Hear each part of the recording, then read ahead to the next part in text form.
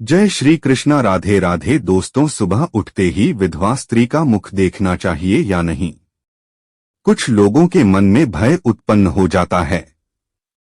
किसी पुरुष की पत्नी मर जाए तो सुबह उसका मुख देखा जाए। मित्रों, समझना, आज लोगों ने समाज में जो भ्रांतियां उत्पन्न कर रखी है, वह शिव महापुराण इस भ्रम को मिटाना चाहता है। जिसकी की पत्नी मर गई तो सुबह सुबह उसका मुंह देखना चाहिए या नहीं?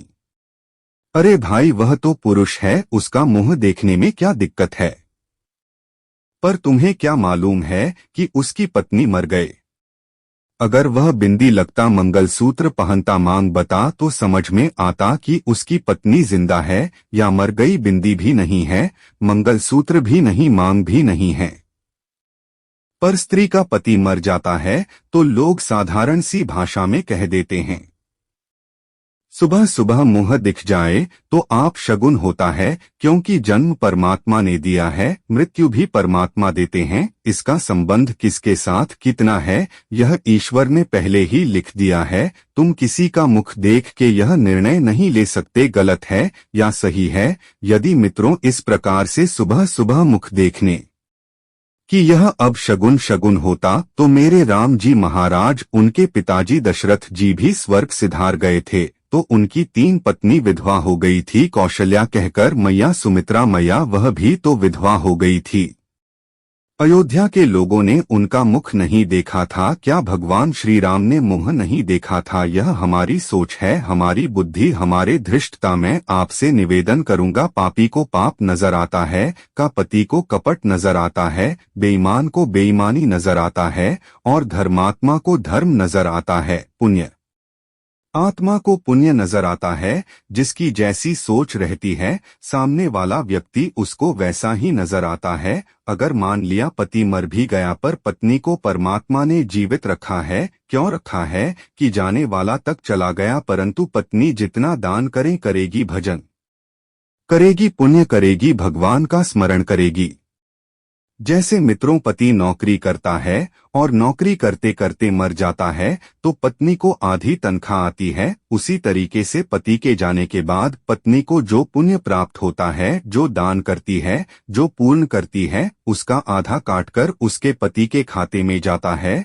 और पत्नी के जाने के बाद जो दान पुण्य करता है, सेवा शर्त कम करता है, उसकी पत्नी के खाते में जाता है। आपको सत्कर्म करने के लिए छोड़ा है, दान करने के लिए, भजन करने के लिए। एकादशी का व्रत करो, शिवरात्रि का व्रत करो, भगवान का भजन, उसका पुण्य आधा उसके खाते में जाता है। यदि आप 1 लोटा पानी शिव जी को चढ़ाते हैं तो आधा उसके खाते में जाता है। मित्रों, जब दोनों साथ रहते हैं, पति पत्नी दोनों साथ रहते हैं और साथ पूजन करते हैं और पत्नी व्रत करके बैठी रहती है, तब भले खाते में न जाएं। जब एक रह जाता है, और परमात्मा के यहाँ तो लिखा है एक न एक दिन जाना है, जब एक रह जाता है तो उसका हिस्से का भाग्य उधर चला जाता है। शिवा शिवा का हो, भगवत भक्ति में डूबे रहे। किसी पर आक्षेप लगाना गलत है या आपके गुण नहीं है, ऐसा कहाँ लिखा है? कौन कहता है विधवा स्त्री का मुख नहीं देखना चाहिए? इसीलिए यह सब गलत बातें है। शिव भक्ति में लीन रहे, शिव का स्मरण करो। जो लोग कहते हैं कि विधवा स्त्री का मुंह नहीं देखना चाहिए, ऐसे लोग दुनिया में भ्रम फैला रखे हैं, तो इन सब बातों को छोड़कर किसी को ठेस नहीं पहुंचाना चाहिए। यदि तुम्हारी वाणी से किसी को ठेस पहुंचती है तो उससे बहुत बड़ा किस कारण से एक महिला समय से पहले विधवा होती है? ऐसा कौन सा पाप है जो एक पतिव्रता नारी को भी विधवा बना डालता है? क्या महिला के विधवा होने के संकेत पहले से मिलते हैं, तथा महिला का वह कौन सा अंग है जिससे यह पता चलता है कि महिला विधवा होगी या नहीं? इस प्रकार से प्रश्न पूछने पर भगवान विष्णु कहते हैं, हे प्रिय, तुमने उचित ही प्रश्न किया है। यह सत्य है कि कुछ महिलाओं के भाग्य में जल्दी विधवा होना लिखा हुआ होता है, चाहे वह पतिव्रता ही क्यों ना हो, किंतु एक पाप के कारण महिला विधवा बनती है और महिला के शरीर का एक अंग उसके विधवा होने का संकेत भी देता है। भगवान विष्णु कहते हैं, हे देवी, तुम्हें इस परम गोपनीय सत्य को बताने से पहले मैं तुम्हें एक कथा सुनाता। इस कथा में तुम्हें तुम्हारे सभी प्रश्नों के उत्तर मिल जाएंगे, इसीलिए तुम इस कथा को ध्यान से सुनना। मेट्रो भगवान विष्णु ने माता लक्ष्मी को एक अत्यंत सुंदर कथा सुनाई है। इस कथा के माध्यम से भगवान ने समस्त मानव जाति के कल्याण के लिए कई महत्वपूर्ण उपदेश दिए हैं। इसीलिए आप इस कथा को पूरा जरूर सुने। इस कथा को आधा अधूरा सुनना पाप माना जाता है।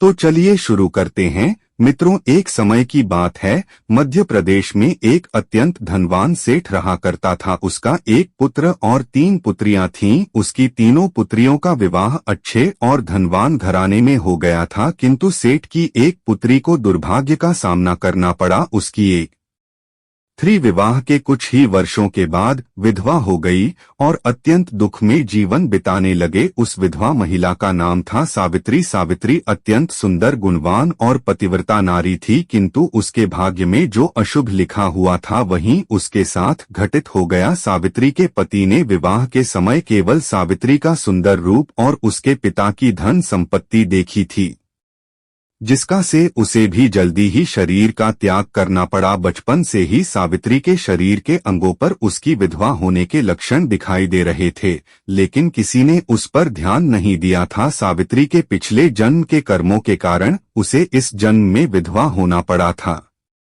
भगवान कृष्ण कहते हैं, अब मैं तुम्हें सावित्री के पूर्व जन्म की कहानी सुनाता, उसे तुम ध्यान से सुन। सावित्री का पिछले जन्म में एक ब्राह्मण के घर पर जन्म हुआ था। उसका नाम था गायत्री। वह ब्राह्मण राजा को अत्यंत प्रिय था, जिस कारण से ब्राह्मण का घर धन धान्य से भरा हुआ था। उसके पास बहुत सारा धन संपत्ति थी, जिससे ब्राह्मण बहुत ही उन्नत और घर विषय बन गया था।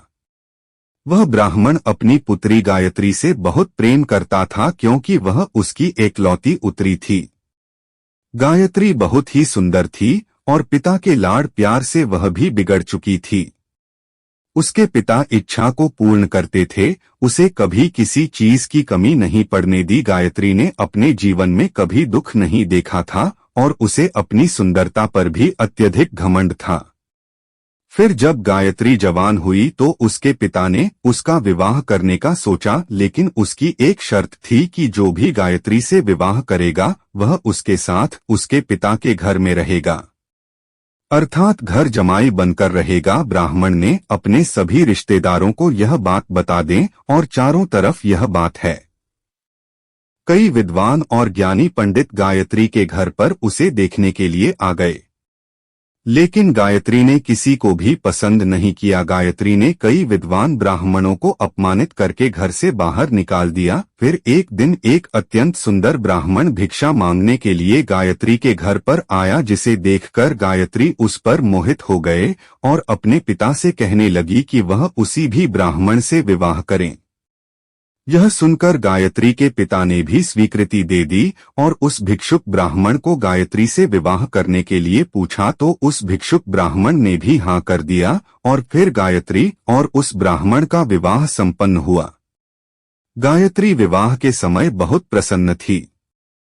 उसे उसका मनपसंद जोड़ीदार मिल चुका था। विवाह के बाद कुछ दिनों तक गायत्री अपने पति के साथ बड़े प्रेम से रहने लगी और उसकी सेवा करने लगी, लेकिन कुछ ही दिन बीतने के बाद गायत्री ने अपना असली रंग दिखाना शुरू कर दिया। गायत्री अपने पति को नौकर की तरह समझने लगी। उसकी आज्ञा का पालन करने की जगह पर उसे ही आज्ञा देने लगे। गायत्री अपने पति को भी उसके नाम से बुलाने लगे। खुद अपने पति के पैर दबाना छोड़कर अपने पति से ही खुद के पैर दबाव डाला। गायत्री स्वेच्छाचारी थे, वह पति को बिना बताए घर से बाहर चले जाते, कभी पति की कोई बात नहीं मानती थी, पति से पहले ही भोजन करती थी, किसी भी धार्मिक कार्य में पति के साथ नहीं बैठती थी और अकेले ही मौज कर दी थी। अपनी पत्नी के ऐसे व्यवहार को देखकर गायत्री का पति बहुत दुखी रहने लगा। उसने गायत्री को बहुत समझाने की कोशिश की, लेकिन वह कभी नहीं मानी। गायत्री अपनी ही मनमानी करती रहती थी। गायत्री की माता ने भी उसे समझाने का प्रयास किया कि महिला को अपने पति के साथ ऐसा व्यवहार नहीं करना चाहिए। लेकिन गायत्री अपनी माता की बात कभी नहीं मानती थी और वह जानबूझकर अपने पति को अपमानित करती रहती थी। दिन रात पति की बुराई करना, उसे अपशब्द कहना, उसे नाम ले घर बुलाना आदि प्रकार के भिन्न कार्यभार रोज करती थी। गायत्री का पति भी उससे बहुत परेशान हो गया था। फिर एक दिन उसने बहुत विचार किया और गायत्री को छोड़कर जाने का निश्चय किया। गायत्री का पति बिना किसी को बताए हैं अपने घर को छोड़कर चला गया। उसने गायत्री का त्याग कर दिया और वन में जाकर तपस्या करने लगा, क्योंकि शास्त्र यही कहते हैं कि बुद्धिमान मनुष्य को दोस्त और स्वेच्छाचारी पत्नी का त्याग कर देना चाहिए, अन्यथा वह भी उसके पाप का भागीदार बनता है। गायत्री का पति वन में जाकर तपस्या करने लगा। गायत्री ने भी अपने पति को खोजने की कोशिश नहीं की और बड़े मौत से अपने ही घर में रहने लगे। गायत्री की माता ने उसे बहुत समझाया कि वह अपने पति से विनती करके उसे वापस घर पर लेकर आए, लेकिन गायत्री कहती, जाने दो माता, वैसे भी मेरा भिखमंगा पति किसी काम का नहीं है। उससे विवाह करके मैंने उस पर उपकार ही किया था, लेकिन वह मूर्ख मुझे ही छोड़कर चला गया है। ऐसे मूर्ख पति के साथ रहने से अच्छा है मैं अकेली ही रहना में इतनी सुंदर हूं कि कोई भी पुरुष मुझसे विवाह कर लेगा। गायत्री की ऐसी बातें सुनकर उसकी माता भी दुखी रहने लगी। उधर गायत्री का पति ध्यान मग्न होकर तपस्या करने लगा और सांसारिक बंधनों से मुक्त होकर ईश्वर की भक्ति में लगा रहा। फिर कुछ दिनों बाद गायत्री के पिता के साथ अशुभ घटना घटी। उसे राजमहल में चोरी करते हुए सिपाही ने पकड़ लिया और राजा को इसकी खबर दी। राजा उस पर बहुत क्रोध हुए और उसका सारा धन संपत्ति छीनकर उसे कारागृह में डाल दिया। सब कुछ छीन जाने के कारण गायत्री बहुत गरीब हो गई। उसकी माता और गायत्री अब दूसरों के घर पर काम करने के लिए जाने लगे। गायत्री के पिता तो कारागृह में बंद थे, तो उसे और उसकी माता को सारा काम करना पड़ रहा था। तब गायत्री को अकेलापन सताने लगा। घर में कोई पुरुष नहीं था, इसीलिए उनकी सहायता के लिए भी कोई नहीं था। अब गायत्री को अपने पति की याद आने लगी, लेकिन गायत्री का पति तो वन में सन्यासी बनकर बैठा था। फिर गायत्री अपने पति को ढूंढने के लिए वन में चली गई, लेकिन उसे उसका पति कहीं पर भी नहीं मिला। वह वन में हर तरफ घूमने लगे, लेकिन उसे उसका पति नहीं मिला। फिर वह एक जगह पर विश्राम करने बैठे तो अचानक उस स्थान पर एक शेर आ गया और उसने गायत्री पर हमला कर दिया और उसी क्षण गायत्री के प्राण मृत्यु के बाद 2 यमदूत गायत्री को घसीटते हुए यमलोक ले गए। यमलोक में जब गायत्री यमराज के सामने जा पहुंची तो यमराज ने उसके पाप और पुण्य का मूल्यांकन किया। यमराज कहने लगे, यह तो अत्यंत पापी महंगा है। इसने कभी अपने पति का सम्मान नहीं किया, इसने बार बार केवल अपने पति का अपमान किया है। यह उसका नाम लेकर बुलाती थी और अपने पति के साथ नौकर की तरह व्यवहार करती थी। ऐसी दुष्ट महिला को तो नरक में भेजना चाहिए। फिर गायत्री नरक में चलते अनेक वर्षों तक नरक में सजा भुगतने के बाद गायत्री को अपने पूर्व जन्म के कर्मों का प्रायश्चित करने के लिए फिर से मनुष्य जन्म प्राप्त हुआ। जो पाप गायत्री ने किए थे, उसी पाप के कारण गायत्री के शरीर पर विधवा होने के लक्षण प्रकट हुए थे। भगवान विष्णु कहते हैं, अब मैं तुम्हें उन चिन्हों के बारे में बताता हूँ। जिस महिला के अंग पर ऐसे चिंता प्रकट होते हैं, वह महिला समय से पहले विधवा होती है। भगवान विष्णु कहते हैं कि देवी मध्यम आया तो दीर्घा या भाया निर्भर निडर अनामिका हर सवाब हवेली शुभा नारी पृथु पास नहीं। सुदूर भगा। इस श्लोक में भगवान विष्णु ने विधवा स्त्री के लक्षण बताए हैं। यदि किसी महिला के पैर पसीने से रहित हो, उस पर नसें दिखाई नहीं देती हो, उसके पैर चिकने तथा कोमल हो, तो वह महिला सुख भोगने वाली तथा ऐश्वर्यशाली नहीं होती। यदि महिला के पैर का अंगूठा घोल मांसल हो, तो वह महिला पतिव्रता एवं ऐश्वर्यशालिनी होती है। यदि महिला के पैर के अंगूठे पर नसें दिखाई देती हो, तो वह दुर्भाग्य से युक्त व्यभिचारिणी होती है। बहुत छोटे अंगूठे वाली महिला क्लेश करने वाले और दुख भोगने वाली होती है। अंगूठा यदि छपता हो तो वह महिला गर्भ धारण क्षमता में दुर्बल होती है। यदि किसी महिला के पैर की तर्जनी उंगली अंगूठे से भी बड़ी हो तो वह स्वच्छंद कामचार अर्थात अनेक पुरुषों से संबंध बनाने वाली होती है। यदि किसी महिला के पैर की उंगलियां परस्पर मिली हुई हो, एक दूसरे के नजदीक हो, उंगलियां गोल एवं सीधी हो और नाखून पतले एवं छोटे हो तो वह ऐश्वर्यशालिनी होती है और ससुराल में सुख भोग है। अब मैं विधवा महिला के पैर के लक्षण बताता है। यदि किसी महिला के पैर का अंगूठा बहुत बड़ा हो और आगे से गोल हो, उसके नाखून टेढ़े मेढ़े हो, अंगूठे पर नसें दिखाई देती हो तो उस महिला के विधवा होने के योग बनते हैं। यदि महिलाओं की आंख बहुत बड़ी हो तो वह मृत्यु पर्यंत दुख भोगने वाली होती है और यदि महिला के पैर मानव रहित हो तो ससुराल के भाग्य को नष्ट कर देती है।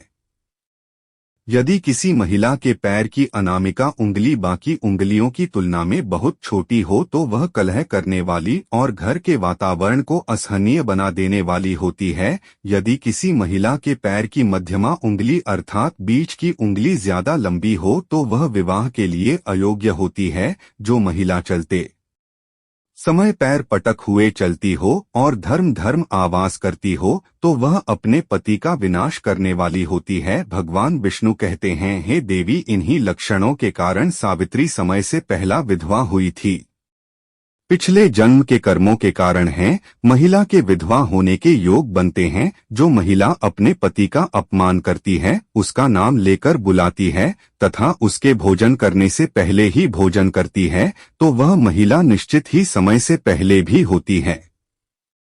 एक पतिव्रता महिला कभी किसी का अपमान नहीं करती, कभी उसे नाम लेकर नहीं बुलाती और सदैव पति से एकनिष्ठ रहकर उसकी इच्छा के अनुसार चलती है। उस महिला की कभी दुर्गति नहीं होती और वह मृत्यु के पश्चात मेरे लोक को प्राप्त करती है। तो मित्रों, इस प्रकार से भगवान विष्णु ने माता लक्ष्मी को अत्यंत महत्वपूर्ण कथा सुनाई है। उम्मीद है आपको यह जानकारी अच्छी लगी होगी। वीडियो को लाइक जरूर करें। धन्यवाद।